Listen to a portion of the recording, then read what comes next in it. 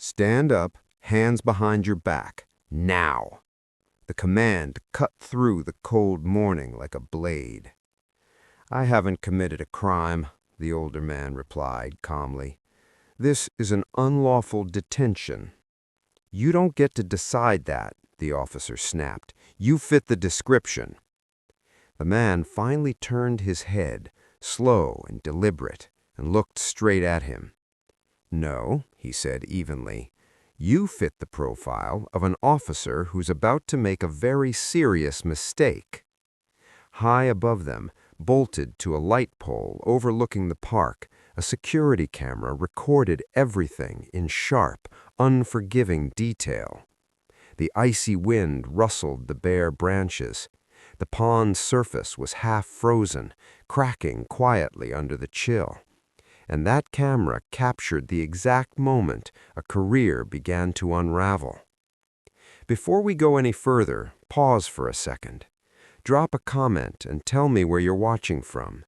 USA, UK, Canada, or somewhere else. And if you believe no one is above the law, especially those sworn to enforce it, hit subscribe. Because this story will make your blood boil, but you need to see how it ends. What Officer Ryan Cole didn't know, not for a second, was who he was really dealing with. To him, the man on the bench was just another stop, another name, another report waiting to be written. He had no idea that the man calmly feeding ducks in the cold had once worn a uniform himself. No idea that I had spent decades inside the very system he was now abusing. Because I'm not just some random guy in a park. I'm a retired officer. And long before that, I was a Delta Force operator. I know the law, I know police procedure, and I know exactly when an officer crosses the line. But Ryan Cole didn't know any of that. It was a cold winter Tuesday morning in Lakewood Memorial Park outside Briar Falls, Indiana. The kind of cold that steals your breath if you stay outside too long. The pond was dotted with thin sheets of ice, broken only where a small group of ducks clung to open water, wings tucked tight against the chill. I sat alone on a weathered wooden bench beside the pond, tossing birdseed onto the icy surface. The ducks slid awkwardly across the slick frost toward the food, pecking at the scattered grains. Most people in my shoes would have stayed indoors, but there was something about this park in winter, quiet, still, honest, that made sense to me. I wore an old military coat, thick, faded, and oversized, the kind that had protected me through harsher conditions than this. A knit cap was pulled low over my ears. My breath steamed in the air with each exhale. To most people, I looked like just another older man trying to stay warm. To Officer Ryan Cole, I looked suspicious. His dash cam on, body cam recording. Cole stepped out, adjusting his duty belt. His hand hovered near his weapon, not because there was danger, but because that posture made him feel powerful. I heard the boots before I saw him. I knew that sound, that weight. I didn't turn right away. I finished scattering the seed. I brushed my hands together, then waited. "Hey," he barked, "step away from the bench." I turned calmly. "Good morning, officer," I said. "Is there a problem?" He didn't like my tone. It wasn't scared. It wasn't submissive. It was equal. "I need to see your hands," he said, stepping closer than necessary. "My hands are right here," I replied, resting them on my knees. "Am I being accused of something?" "We've had reports of activity in this park," he said, a lie so routine it came out smooth. "You fit the description. Stand up and provide ID." I stayed seated. "Officer," I said calmly, "unless you can articulate a specific crime I'm suspected of committing, this is a consensual encounter. I do not consent to a search or detention." His face tightened. People weren't supposed to talk like that, not to him. "I'm not asking," he snapped. "Stand up. Last warning." I looked him straight in the eye. "You're escalating a non-event, and you're doing it on camera." What Officer Ryan Cole didn't realize was that every word he spoke, every step he took, was being measured not by a civilian, but by someone who had enforced the law at the highest level. And in that frozen moment, standing there in a quiet American park, he had no idea he was already losing everything. The winter wind cut sharper now, like it was pressing everyone to hurry or leave, but nobody left. Because once Officer Ryan Cole crossed that first line, it didn't stay between him and me anymore. He'd already stepped too close, too intrusive, and now the scene began to attract attention.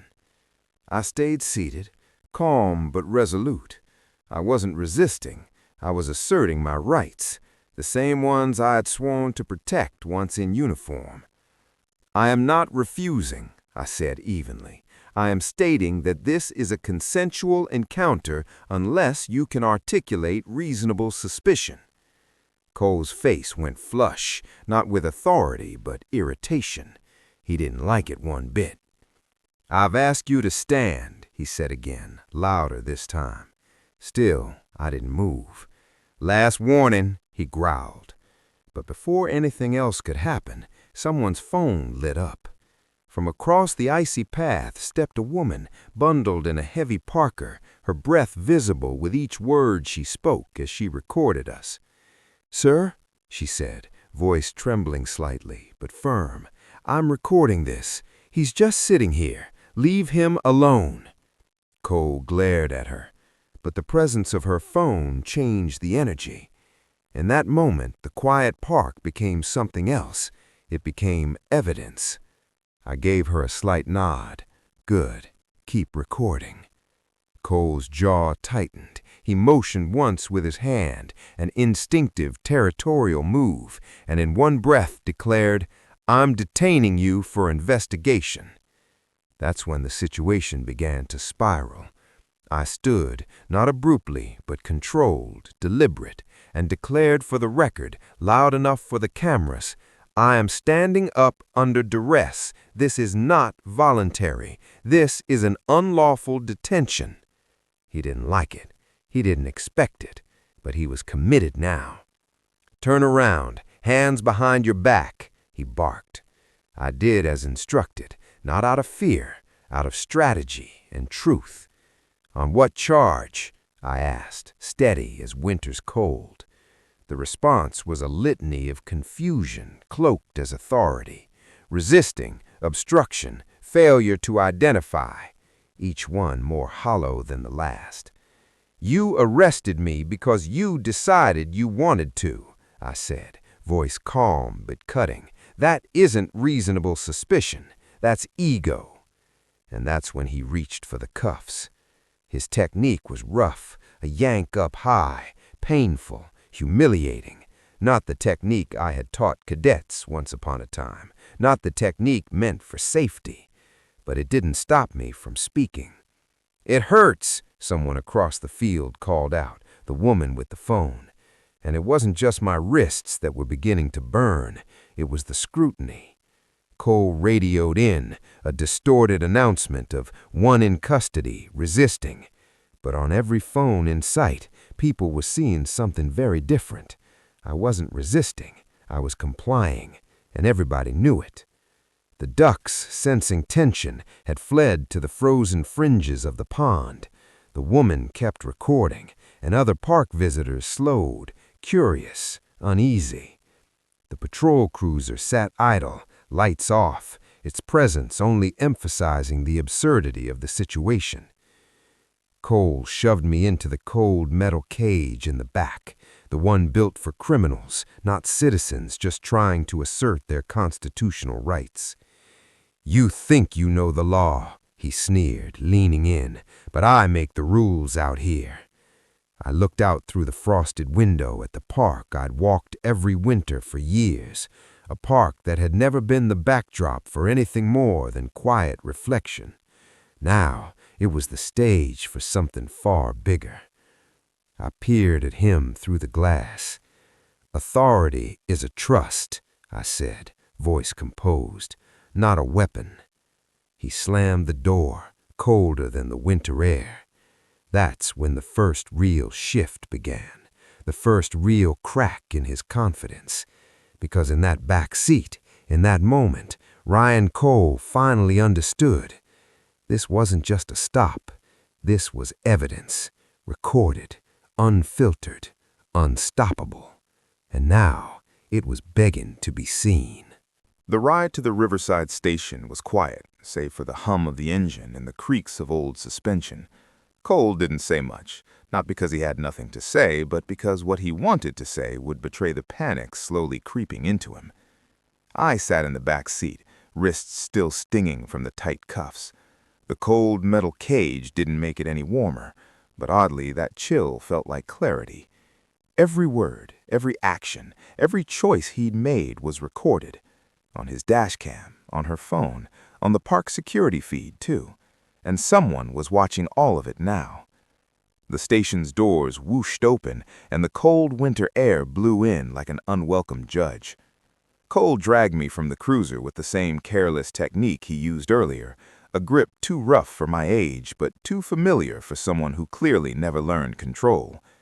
"Head this way," he barked toward the booking desk. As we passed through the sally port, officers glanced up. Some looked annoyed, some looked uncomfortable, a few just stared. But one face froze, like time stopped cold. Behind the desk sat Sergeant Mark Dawson, a tall man with steel-gray hair and a presence that didn't depend on rank. He didn't need to look at the cuffs to recognize me, because he already knew exactly who I was. His eyes locked on my face. That look wasn't politeness, it was recognition. "Marcus?" he whispered, not loud enough for everyone, but loud enough for the ones who mattered. Cole didn't understand. He looked confused, and that confusion was about to explode on him. Sergeant Dawson stood up so fast his chair scraped the floor. "Marcus?" he repeated, this time louder. And then everyone in the booking room realized something. The man in cuffs, the one Cole had treated like some random suspicious guy, was not random at all. He was Marcus Thorne, a legend in this department, a union rep, a decorated veteran, a strategist, someone every cop here had either trained under or heard stories about. Cole's face went white, and then the room went silent. "Get those cuffs off him," Sergeant Dawson said, voice calm but resolute. Cole blinked. He tried to speak, but no words came out that made sense. "This isn't some suspect. This is Marcus Thorne." A murmur rippled through the station, whispers of disbelief, confusion turning to outrage. Cole tried again, a weak, shaky attempt at justification. I made a stop. He fit the description. He refused ID." "Description?" Sergeant Dawson cut in. He was feeding ducks in the park. There was no call, no complaint, nothing. Then Dawson reached out and picked up the wallet Cole had shoved on the counter earlier. He opened it, and the entire room stopped breathing. A well-worn badge, a retired ID, a career of service, awards, commendations, medals, everything neatly tucked inside. Sergeant Dawson looked back at Cole with a mixture of disbelief and disappointment. "You had his ID the entire time," Dawson said softly. Cole just stared. No words, no defense, just silence. "You're relieved of duty," Dawson continued, pointing toward the Internal Affairs office. "And I want this entire incident documented, every second of it." The irony was suffocating. The officer who thought he was enforcing the law had violated it in every possible way, not just legally, morally. Excessive force, unlawful detention, fabricated charges, civil rights violations, all caught on multiple cameras. And that wasn't the worst part. The worst part was that the person he mistreated wasn't just anyone. He was a man who once risked his life for others, a man who knew the law better than most, a man who spoke it calmly, clearly, and correctly the whole time. And now the entire department was going to see that. Cole was led away, not in silence, but in shame. and I stood there, wrists free at last, watching the winter sunlight glint off the station's frosted windows, thinking, this isn't just about one bad stop. It's about accountability, it's about power, and it's about the fact that no badge, no matter how shiny, should ever protect someone from the consequences of crossing the line. The moment the doors of Riverside Station closed behind Officer Cole, everything changed. Because in 2026, especially in winter, nothing stays private for long. Within minutes of the incident, the recording from the woman's phone was already circulating online, and the station's own security footage, bolstered by the dashcam, was leaked through channels no one could trace. What followed wasn't just a local reaction, it was a viral storm. Breaking everywhere. News alerts pinged on smartphones across the country. Police stop turns into unlawful arrest, man identified as retired Delta Force officer. Hashtags started trending. Hashtag Justice for Thorne. Hashtag Police Accountability. Hashtag Know Your Rights. People were enraged. Not because a man refused to stand, but because an officer abused power on a cold winter morning against a man who was doing nothing more than feeding ducks, and not just any man, a retired Delta Force operator with a lifetime of service. Comment sections lit up with outrage, disbelief, and solidarity. Why would he arrest someone doing nothing? That's harassment. He had no probable cause. Thank God someone recorded this. Millions of views poured in within hours. This wasn't a local oops anymore. This was a national conversation. The department responds. Back at the station, the higher-ups were scrambling. Internal Affairs was already collecting footage, statements, and logs. Chief of Police David Langston emerged in a press briefing, looking serious, the winter chill from the park still visible on his breath. We are aware of an incident involving a use of force and detention that may not align with department policies, he said. We are reviewing all footage. We will take appropriate action. But the public didn't want slow. They wanted answers. The retired officer speaks. Word spread that I agreed to speak with a national broadcast that evening. The TV set was simple, a cold living room, pine trees visible through the window, winter dusk settling outside. The anchor turned to me. You were doing nothing but feeding ducks when this all started, and now your video has been seen by millions. I took a breath, calm and measured. Yes, I said, that's exactly what happened. The camera didn't flinch as I continued. This wasn't about safety, I said. This was escalation, bias, and a disregard for constitutional rights. I didn't mention my years in service at first, not because it wasn't relevant, but because it shouldn't matter whether I was a retired operator or not. The Constitution applies to everyone. But when asked if my background impacted how I handled it, I answered honestly. I trained officers once. I taught them how to protect and serve, not harass and detain without cause. I know the law, and what happened that morning was not lawful. The viewers heard it all. Legal action begins. Within 48 hours, attorneys reached out, offers of representation, pro bono support, advocacy groups rallied. A federal civil rights lawsuit was filed against the city and the police department for unlawful detention, excessive force, and violation of constitutional rights. The video evidence was clear, unedited, unavoidable. Cole had no justification. The public's voice is loud. Across social media, people shared their own stories. I was stopped for walking home after midnight. My friend was harassed for no reason. We need accountability. It wasn't just one story anymore. It was many. And the momentum didn't slow. As I watched the snow fall outside that evening, I thought back to the silence of the pond before everything exploded. A quiet moment interrupted. But now that same silence had broken open something much bigger. and the world was watching. The courtroom was packed, more than any trial I'd ever been a part of, even in uniform. Media cameras, civil rights advocates, journalists, citizens who had watched the viral video millions of times. None of them were there for spectacle. They were there for accountability. The federal civil rights lawsuit had become a symbol, not just of one wrongful arrest, but of the larger conversation about how authority should be exercised in a free society. The prosecution speaks. The prosecutor didn't open with anger. She opened with fact, and the room listened. On the morning of January 12th, she read, Officer Ryan Cole approached a man feeding ducks in the park without reasonable suspicion of a crime. He escalated the encounter, ignoring constitutional boundaries, and unlawfully detained a peaceful citizen. She played the video, the whole thing, from start to finish. No edits, no commentary, just the truth.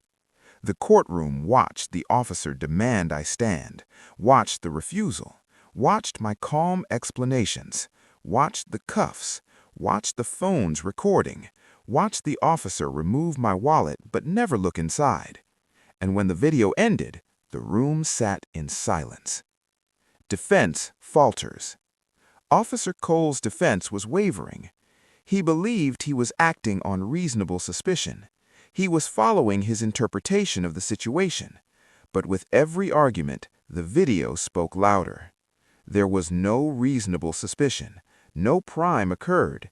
Nothing justified what happened. And the law, written and interpreted for over 200 years, was clear. The verdict. When the judge spoke, his voice was steady but firm. In a free society, no individual's rights can be suspended simply because another believes they have suspicion. The Constitution protects all citizens, without exception. The verdict? A resounding win. Not just for me, but for everyone who has ever felt powerless in the face of authority. Aftermath. Change begins. Officer Cole was terminated, permanently. His appeals fell flat. His law enforcement certification was revoked. But the impact didn't stop there.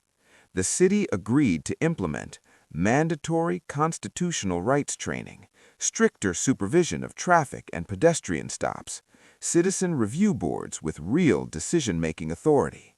The police chief announced reforms, community leaders demanded accountability, and schools began teaching youth what a consensual encounter means, something once reserved for police textbooks.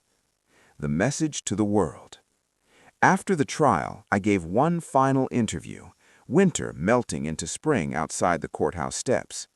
I never wanted this, I said. Not the attention, not the lawsuit, not the headlines. But what happened that morning wasn't about me, I continued.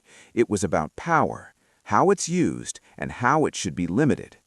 Authority isn't infallible, and protection isn't negotiable. Every person, I said, deserves to know their rights, not because they expect to use them, but so they can recognize when someone else's rights are being violated. The final scene. I returned to Lakewood Memorial Park that spring. The ice was gone. The pond glistened. Ducks glided peacefully once more. I sat on the same bench, now bathed in sunlight. A young man approached, curious. "Hey," he said, "are you him? The guy from the video?" I smiled. "Yeah," I said, "but this park is bigger than that day." He nodded. That video changed how people see the law. And he was right. Because sometimes a single moment, a calm voice in the face of confrontation, can become a catalyst for something much bigger.